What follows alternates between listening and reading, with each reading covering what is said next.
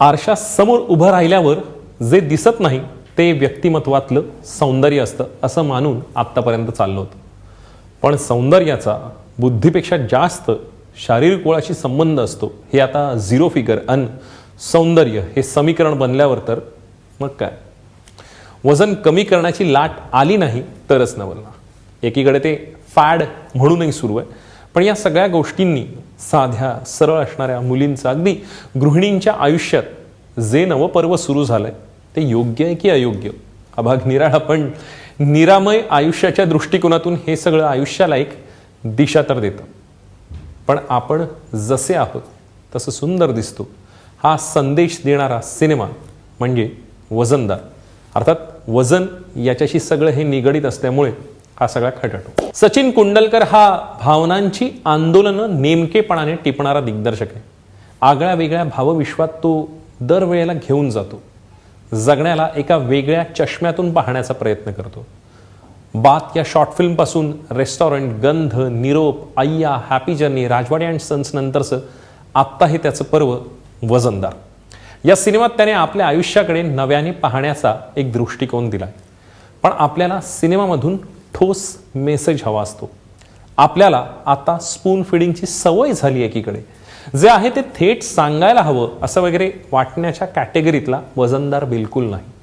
वजनदार आहे between the lines मधला. या सिनेमाच्या पहिल्या फ्रेमपासून हा सिनेमा अत्यंत वेगळ्या चवीचा आहे असं आपल्याला दिसतं. त्यामध्ये फिटनेस गुरु शैलेश परुळेकरांच्या ऋणनिर्देशाचा होणारा उल्लेख फिटनेस अवेअरनेसची बत्ती दिमाग में जला देत आहे. हॉटेलमध्ये ब्रेकफास्टच्या तयारीच्या दृश्यापासून सचिन काहीतरी सांगू पाहतोय. तो आपल्या पोटातून जाणारा मार्ग आहे याची जाणीव इथे होते. सिनेमा अशा दोन मैत्रिणींची गोष्ट सांगतो ज्या आपल्या समाजाच्या चौकटीत जगत असताना आपलं जगणं तितकंच समरसून जगतात. दुनियेला चकवा देऊन या मैत्रिणी थेट रात्री जीवाची पाचगणी करतात. एका क्लबमध्ये नाचणारा आणि तिथे ज्या गोष्टी घडतात त्यानंतरचा तो व्हिडिओ व्हायरल होतो.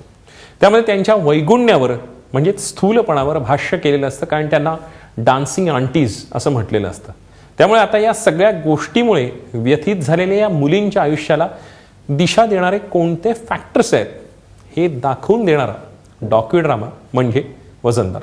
या दोन मैत्रिणी म्हणजे कावेरी म्हणजे सई तामणकर आणि पूजा म्हणजे प्रिया बापट. सई ही सुखवस्तू कुटुंबातली सून आहे, ज्या जाधव घराण्याची परंपरा, मान मरातब, थोडा पुरुषी अहंकार अधिक असलेलं असं ते घराणं.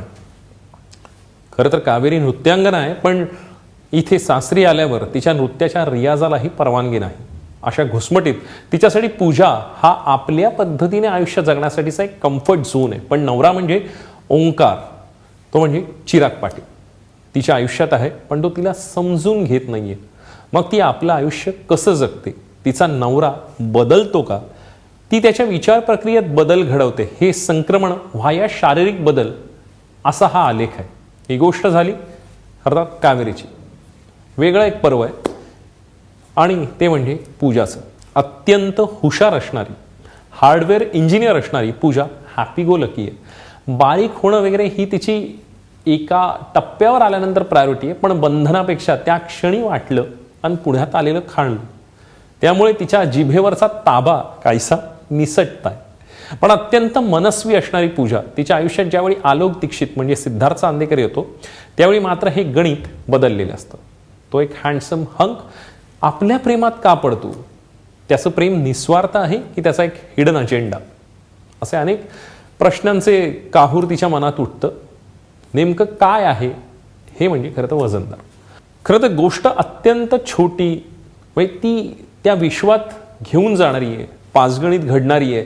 त्या सगळ्या गोष्टींना असणारं वजनाचं वलय असं वगैरे देण्यात खरं तर सचिनला यश मिळालंय. पण काही गोष्टी बिटवीन द लाईन्समध्ये निसटल्यात असं वाटतं. पूजा आणि कावेरीमधलं अंतर हे कसं मिटतं किंवा पूजा आणि कावेरीचे जी ट्रान्झिशन्स आहेत ती संक्रमण अधिक अधोरेखित होण्याची गरज होती असं राहून राहून वाटतं. जाधव हे कुटुंब दिवसभर झोपतंच का, नंतर चहाच पितं, असा एक समज होण्याची दाट शक्यता आहे. काही शॉर्ट्सच्या पुनरावृत्ती जर टाळली असती तर सारं काही अधिक प्रभावी वाटलं असतं असं राहून राहून वाटतं. अमित दिवेकरने दिलेल्या माहेश्वरी सिल्क साड्यांमध्ये वावरणाऱ्या सई तामणकरने साकारलेली कावेरी निश्चितच आपला ठसा उमटवते. तिच्या वागण्या बोलण्यातील स्वाभाविकता, घर आणि जिम यामधली तिची होणारी एक कुतरोड आपल्याला त्यामध्ये जाणवत राहते सायम, आणि ती आपल्याला निश्चित सई वेगळ्या अर्थानं जाणवून देते. म्हणजे बिटवीन द लाईन्स जे सचिनला अपेक्षित आहे ते नेमकेपणाने टिपणं, हेरणं आणि ते उमटवणं असा एक वेगळा टास्क खरं तर सईने केलेला आपल्याला दिसतो. अर्थात प्रियाचंही तसंच काहीच आहे. ग्लॅमरस सईचा सात्विक आविष्कार हा आपल्याला इथे जाणवतो.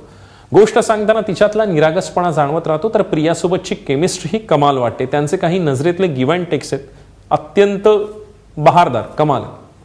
प्रियाने साकारलेली पूजा, तिच्यामधला बदल हा प्रामुख्याने जाणवण्याजोगा आहे. एकूणच तिने पूजाला न्याय दिलाय असं वाटत राहतं. तिच्या फुडी असण्याला आणि त्यासोबत आलोक सोबतच्या एका केमिस्ट्रीला वेगळा एक अँगल देतं.